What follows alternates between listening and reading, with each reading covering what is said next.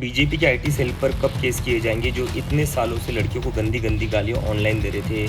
क्या क्या शब्द इस्तेमाल नहीं कर रहे थे वो लड़कियों के लिए, कहीं से भी वो इज्जत नहीं कर रहे थे लड़कियों की। जंतर मंतर पर प्रदर्शन के दौरान प्रधानमंत्री नरेंद्र मोदी के खिलाफ कथित तौर पर आपत्तिजनक भाषा का इस्तेमाल करने के मामले ने अब एक नया मोड़ ले लिया है। इस मामले में पुलिस की कार्रवाई जारी है और बताया जा रहा है कि संबंधित लड़की के खिलाफ दर्ज की गई 0 FIR को आगे की जांच के लिए दिल्ली पुलिस को भेज दिया गया है। इसी बीच सोशल मीडिया पर एक वीडियो भी सामने आया है जिसमें संबंधित लड़की सार्वजनिक रूप से माफी मांगती हुई दिखाई दे रही है। वहीं इस कार्रवाई को लेकर अभिजीत दीपके ने सरकार पर सवाल उठाए हैं और कार्रवाई के दायरे को लेकर दोहरे मानदंड अपनाने का आरोप लगाया है। रिपोर्ट के मुताबिक जंतर मंतर पर हुए प्रदर्शन के दौरान प्रधानमंत्री नरेंद्र मोदी के खिलाफ कथित तौर पर अभद्र और आपत्तिजनक टिप्पणी किए जाने का वीडियो सोशल मीडिया पर वायरल हुआ था। इसके बाद इस मामले में शिकायत दर्ज कराई गई और पुलिस ने 0 FIR दर्ज की। 0 FIR वो प्रक्रिया है जिसके तहत किसी भी थाने में शिकायत दर्ज की जा सकती है, भले ही घटना उस थाने के अधिकार क्षेत्र में न हुई हो। बाद में मामले को जांच के लिए संबंधित पुलिस थाने को ट्रांसफर कर दिया जाता है। CJP संस्थापक अभिजीत दीपके ने इस कार्रवाई पर सवाल उठाते हुए सरकार और भाजपा के IT सेल पर निशाना साधा। उन्होंने कहा कि अगर आपत्तिजनक भाषा के इस्तेमाल पर FIR दर्ज की जा रही है तो क्या उन लोगों के खिलाफ भी इसी तरह की कार्रवाई होगी जिन्होंने वर्षों तक महिलाओं के खिलाफ सोशल मीडिया पर अभद्र और अशोभनीय भाषा का इस्तेमाल किया है। दीपके ने अपने बयान में भाजपा नेता रमेश बिधूड़ी का भी जिक्र किया। उन्होंने कहा कि देश ने देखा है कि एक समकक्ष सांसद के लिए किस तरह की भाषा का इस्तेमाल किया गया था। उनका कहना था कि अगर कानून सबके लिए समान है तो कार्रवाई भी समान रूप से होनी चाहिए। हेलो एवरीवन, मैंने अभी देखा कि एक लड़की के ऊपर गाली देने के लिए केस किया गया है। तो एक बात तो ये है कि अगर आप केस कर रहे हो गाली देने के लिए, तो उन बीजेपी के आईटी सेल पर कब केस किए जाएंगे जो इतने सालों से लड़कियों को गंदी गंदी गालियां ऑनलाइन दे रहे थे। क्या क्या शब्द इस्तेमाल नहीं कर रहे थे वो लड़कियों के लिए, कहीं से भी वो इज्जत नहीं कर रहे थे लड़कियों की। और वो लोग प्राउडली अपने बायो में लिखते थे फॉलोड बाय PM मोदी। ऐसे लोगों ने लड़कियों को गंदी गंदी गालियाँ दी है, उनके ऊपर केस कब होंगे।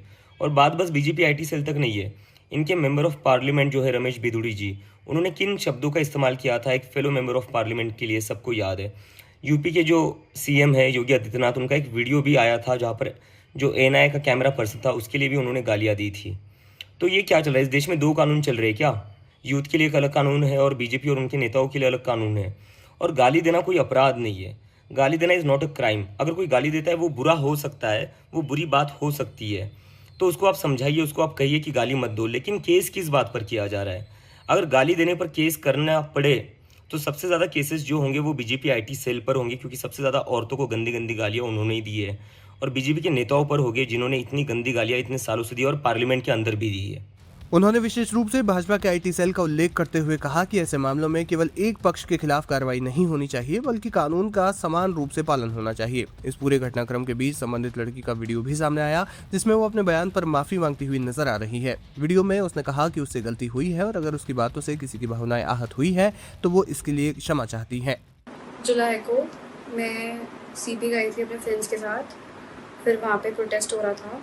मैंने वहाँ पे कोक पी, वहाँ पे ग्रुप्स बने हुए थे बहुत सारे। वो लोग बहुत चीज़ें बोल रहे थे, बहुत गालियाँ दे रहे थे प्रधानमंत्री जी को।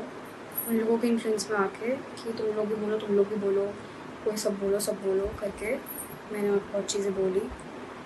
मैं भी मात्र 15 साल की हूँ।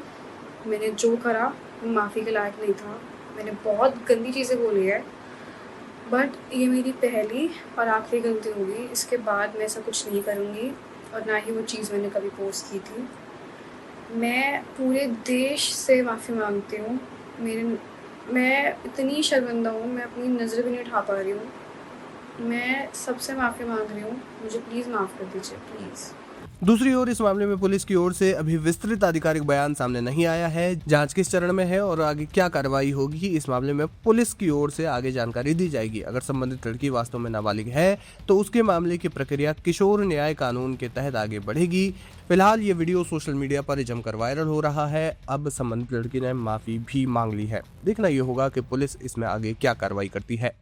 देखिए, अगर किसी ने गाली दिया है प्रोटेस्ट में, वो कितना सही है नहीं है उसका आप एक तरीके से निंदा कर सकते हो, लेकिन ऐसे करके आप क्रिमिनल मशीनरी यूज करोगे, उनको पुलिस के थ्रू टारगेटिंग करोगे, हैरासमेंट करोगे, वो बिल्कुल सही बात नहीं है।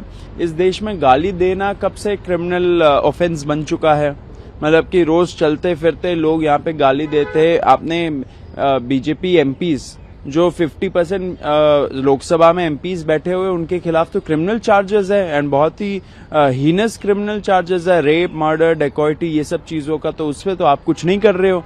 किसी ने एक दो गाली बक दी, उस पर अगर आप ऐसे करके उनको टारगेट करोगे, आप कुछ नहीं करना चाह रहे हो, आप एक टारगेट करके उनका एग्जाम्पल बनाना चाह रहे हो, ये एकदम ही कंडेमेबल चीज है। मेरा फिर से अपील है सरकार से एंड उनके जो पुलिस मशीनरी है उनसे कि आप युवाओं को हैरास करना बंद करिए, युवाओं को इस तरीके से टारगेट करना बंद करिए एंड ये जो लड़की है उसको भी आप अकेले छोड़ दीजिए। ऐसे पुलिस का दुरुपयोग करना इन सारे ऐसे मामलों में ये बिल्कुल ही एक्सेप्टेबल नहीं है किसी के लिए भी। सौरभ जी, अगर इसमें मैं ये भी ऐड करना चाहता हूँ कि अगर किसी को बुरा लग रहा है एंड अगर उन्होंने कुछ बोला है प्रधानमंत्री के खिलाफ, तो प्रधानमंत्री जी के पास एक ऑप्शन है डेफेमेशन फाइल करने का, तो वो डेफेमेशन फाइल कर दीजिए। लेकिन आप पुलिस के थ्रू टारगेटिंग करा रहे हो, वो बहुत गलत बात है। युवाओं को आप टारगेट मत करिए, हैरास मत करिए, हमें एक्सेप्टेबल नहीं है। सुप्रीम कोर्ट के आदेश के बाद दिल्ली पुलिस ने अब सभी जो एफआईआर केस जो कार्रवाई है वो चलाने के लिए मना किया है। जी देखिए जो कल दिल्ली गवर्नमेंट का नोटिफिकेशन निकला वो एक पॉजिटिव डेवलपमेंट है। बहुत स्ट्रगल के बाद हम लोग जीते, सारे युवाओं की जीत हुई है। धर्मेंद्र प्रधान का जो इस्तीफा था वो हमारा मेन डिमांड था एंड वो हम जीते। It's historic. एक तरह से हम देश के युवाओं ने इतिहास रच दिया। बाकी के जो 2 गारंटीज थे उस पे भी हमें आशा है कि सरकार जल्द से जल्द उस पे अमल करेगी। कॉम्पेंसेशन भी जल्द से जल्द आएगा और जो एफआईआर्स है वो भी विड्रॉ होंगे, उसके प्रोसेस भी शुरू हो जाएगा एंड होपफुली सुप्रीम कोर्ट में भी जब नेक्स्ट हियरिंग होगा तब सरकार सुप्रीम कोर्ट को अवगत कराएगी कि क्या जंतर मंतर का एग्रीमेंट था जुलाई 25 का। Saurabh ji, as a Indian citizen मैं वैसे आपसे पूछ जानना चाहूँ, जितनी जो वीडियो जितनी वायरल हो रही है उसके खिलाफ कई जो मतलब गवर्नमेंट को सपोर्ट नहीं करते वो लोग भी इसके अगेंस्ट उसको अप्रोच कर रहे हैं, मतलब बेकार बता रहे हैं कि गलत चीज़ की उसमें, आप उसको कैसे देखते हैं? देखिए, कुछ लोगों को बेकार लग सकती है, कुछ लोगों को नहीं लग सकती है। इन सब चीजों पे हमें नहीं पड़ना चाहिए। क्या क्रिमिनल मशीनरी, मतलब कि आप पुलिस को यूज करके ऐसे चीजों को बंद करवा सकते हो, बिल्कुल गलत बात है। अगर आप पुलिस को यूज करके टारगेट कर रहे हो, हैरास कर रहे हो, किसी की बोली आपको सही नहीं लगती है तो उसके लिए पुलिस नहीं लगाना चाहिए। अगर किसी को दुख पहुंच रहा है तो वो अपने आप पर्सनली डेफेमेशन केस फाइल करे। प्राइम मिनिस्टर को अगर बुरा लग रहा है ऐसे लैंग्वेज से तो प्राइम मिनिस्टर पर्सनली एक डेफेमेशन केस फाइल कर सकते हैं। लेकिन पुलिस मशीनरी का इसमें कोई रोल नहीं है। पुलिस अगर यूज किया जा रहा है तो इसे यूज किया जा रहा है क्योंकि वो टारगेट करना चाहते हैं युवाओं को एंड इस लड़की के थ्रू एक एग्जाम्पल भेजना चाहते हैं, एग्जाम्पल सेट करना चाहते हैं। ये बहुत ही कंडेमेबल है, निंदनीय चीज है। हम इसका खंडन करते हैं। पुलिस और क्रिमिनल मशीनरी का इसमें कोई रोल नहीं है। कोर्ट्स को प्रोटेक्ट करना चाहिए ऐसी लड़की को।